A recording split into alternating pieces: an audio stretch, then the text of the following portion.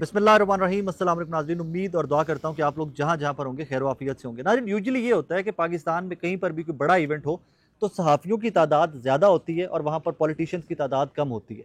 लेकिन पिछले कुछ दिनों से हम सहाफ़ी कम और मौलाना फजलुर रहमान साहब के घर के अंदर पॉलिटिशियंस की तादाद ज़्यादा है। मैं फॉर इंस्टेंस अभी का बताता हूँ आपको कि सबसे पहले वज़ीर दाखिला मोहसिन नकवी साहब पहुँचे मौलाना फजलुर रहमान साहब के घर।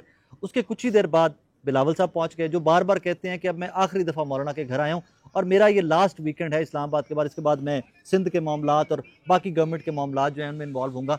बट बिलावल साहब को बार बार आना पड़ रहा है। अभी बिलावल साहब अंदर गए थे तो कुछ देर बाद एक करोला आती है और उसमें मुर्तज़ा वहाब साहब भी पहुंच जाते हैं। सो हम सहाफ़ी इस टाइम पे कम और मौलाना फजलुर रहमान साहब के घर के अंदर पॉलिटिशियंस इस टाइम के ऊपर ज़्यादा है।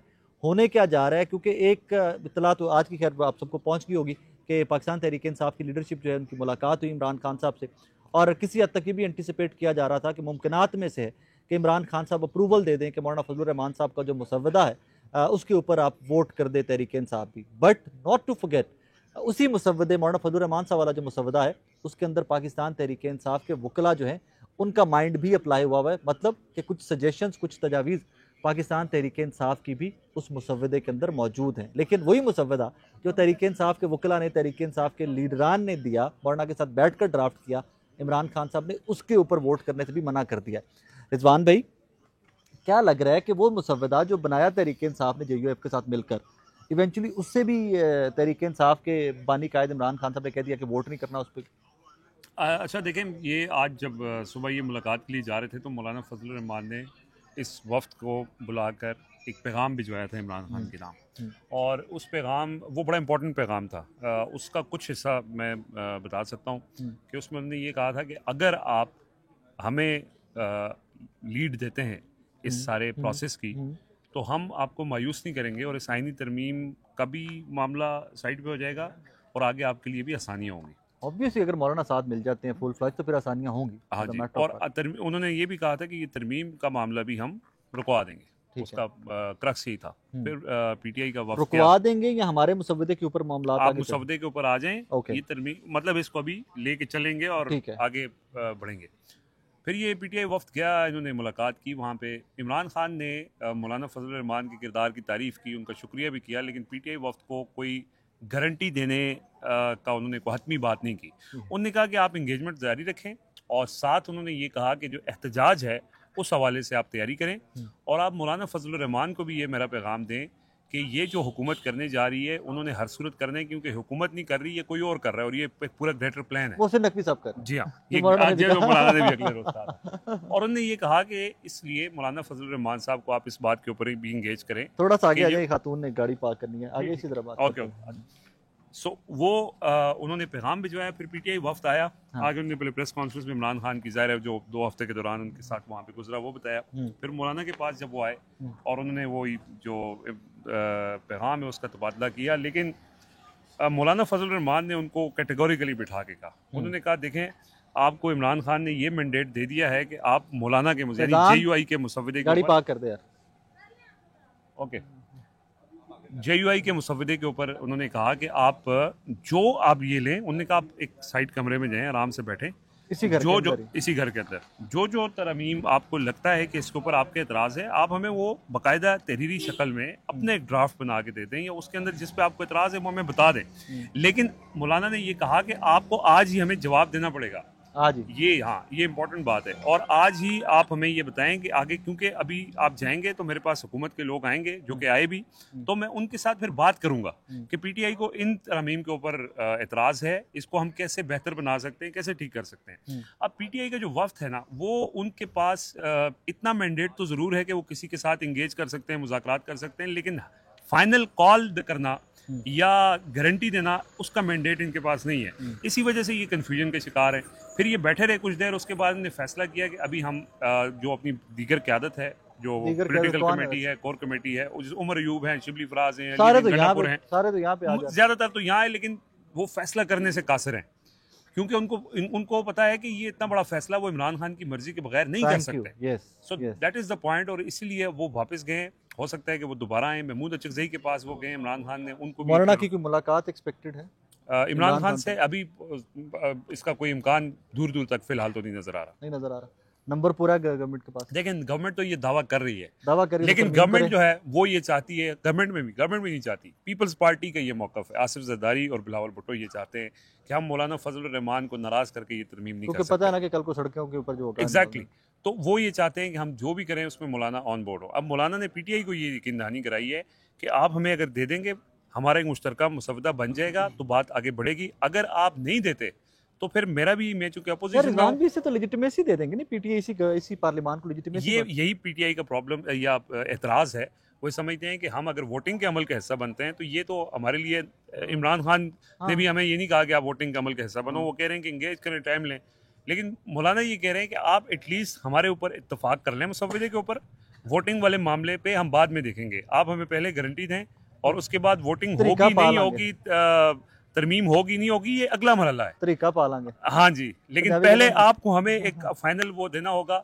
आप अगर मुझे आगे कर रहे हैं, और हाँ। उन्होंने मौलाना ने ये कहा भी, उन्होंने एक तरह से एहसान जतलाया कि मैं आपके कहने पे हमने काजी फाइजा की एक्सटेंशन वापस ले ली, आपके कहने पे हमने आईदी अदालत वापस ले ली, फौजी अदालतों का ट्रायल वापस ले लिया। आपने जब इतना कुछ कर लिया है तो थोड़ा बहुत सा आप कुछ भी और लचक का मुजाहरा बहुत करें। कुछ और भी है अभी। एनीवेज, थैंक यू रिजवान भाई। फिर साहब सर नंबर पूरा है? सवाल वैसे मुझे पूछ लेना चाहिए जी आपसे। बताएं।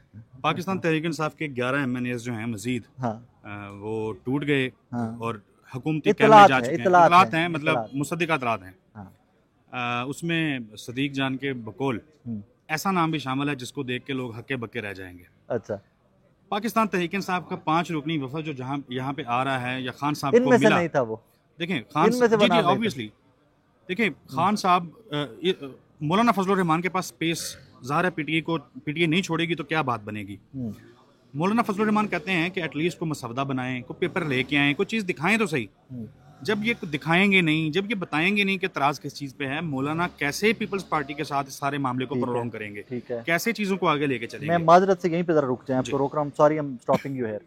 यहीं से आपको एक चीज़ का आइडिया हो जाना चाहिए कि पाकिस्तान तहरीक इंसाफ की दस्तयाब लीडरशिप किस कदर इमेच्योर पॉलिटिशियन। कंप्रोमाइज्ड, बुज़दिल, मैं नाअहल। मैं नहीं लफ्ज इस्तेमाल करूंगा, मैं कर रहा हूँ। मैं नहीं करूंगा, मैं सिर्फ इनके लिए एक लफ्ज इस्तेमाल करूंगा, इमेच्योर। कि आप लोग की हर चीज़ हवा के अंदर। आप लोग आज से 4 दिन पहले तक हमें बताते रहे कि जी किसी किस्म की इस्लाहात के ऊपर हम वोट नहीं करेंगे। रऊफ हसन साहब बेचारे मेरे शो में आते हैं, वो कहते हैं जी मौलाना के साथ हमारा इत्तेफाक राय हो जाए तो हम वोट करेंगे। पूरी पीटीआई रऊफ हसन साहब के पीछे लग जाती है।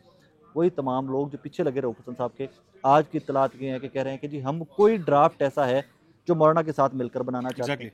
और मज़े की बात यह है कि मौलाना के करीबी सर्कल्स के लोग ये कहते हैं, और पीटीआई इटसेल्फ बहुत सारे लोगों ने क्लेम किया ये कि जनाब जो ड्राफ्ट है इसमें हमारा बहुत सारा इनपुट है। देखिए बहुत जूनियर जो लोग हैं ना, हमारे दोस्त सहाफ़ी जो कवर कर रहे हैं चीज़ों को, बहुत जूनियर जो हैं हमारे जैसे, जूनियर सीनियर नहीं नहीं मैं कह रहा हूँ कि हमारे जैसे हमारे जैसे जो बहुत जूनियर लोग हैं, वो इस चीज़ पे मुसर थे कि अगर पाकिस्तान तहरीक इंसाफ अपने लोगों को संभालने में कामयाब हो जाती है तो मौलाना की फिक्र ना करें। देखें पीटीआई का तो अपना घर ठीक नहीं है, अपने लोग काबू में नहीं है, मसवदा इनके पास नहीं है, फैसला किसने करना है इनको पता नहीं है, इनमें से सुनी किसकी जानी है, ये चीज़ें जो हैं ये तक क्लियर नहीं है। तो ऐसे में पाकिस्तान तहरीक इंसाफ जिस बहरान का शिकार है, मौलाना फजल रहमान अभी तक इस लम्हे तक भी इस कोशिश में है कि किसी तरीके से निकाला जाए। और ये जो बहरान, मुमकिन बहरान, देखें काजी फाइजा साहब सुप्रीम कोर्ट ऑफ पाकिस्तान में आज मौजूद रहे छुट्टी के रोज़ भी, उन्होंने वो जो 8 जजेस का वजाहती नोट आया एक दूसरा, उसके ऊपर उन्होंने अभी रजिस्ट्रार से और डिप्टी रजिस्ट्रार से जवाब तलब किया है। जो उनके माजी में सवालात रहे हैं वो सवालात उन्होंने दोबारा से पूछे हैं। यहाँ पे जो क़यादत आई है, इन्होंने प्रेस कॉन्फ्रेंस भी की लेकिन नहीं बताया कौम को, जो कि सलमान अकरम राजा साहब ने अब आके किसी टॉक शो के अंदर, किसी टीवी चैनल के ऊपर उन्होंने कहा है कि इमरान खान साहब ने कहा है कि एहतजाज की तैयारी करें, एहतजाज की नहीं, इमरान खान साहब ने कहा है कि लॉन्ग मार्च की तैयारी करें। तो ये जो लोग मिलके आते हैं इमरान खान को, ये बाहर आके तो कैटेगोरिकली यहाँ पे आप में हम सब समझते हैं। यहाँ पे नाज़रीन जरा थोड़ा सा कैमरा घुमा के दिखा दो नाज़रीन, यहाँ पे कोई 200 के करीब सहाफ़ी और इतने ही कोई लीडरान अंदर मौजूद होंगे मौलाना फजल रहमान साहब के घर के अंदर। एक चीज़ के ऊपर आप में हम तमाम लोग मुत्तफिक हैं क्या कि तहरीक इंसाफ अब एहतजाज उस तरह का नहीं कर सकती कि जो अली अमीन साहब वाले एहतजाज से पहले कर सकते? ऐसा ही है, तहरीक इंसाफ देखें कल कॉल दे रखी थी मुल्क गिर एहतजाज की, लेकिन हमने देखा कि मिला जुला के को 500 लोग भी मुल्क भर से नहीं निकले होंगे। कराची में अच्छा एहतजाज तो देखें कारकुनान जो हैं वो कितनी देर बाहर निकलते रहेंगे।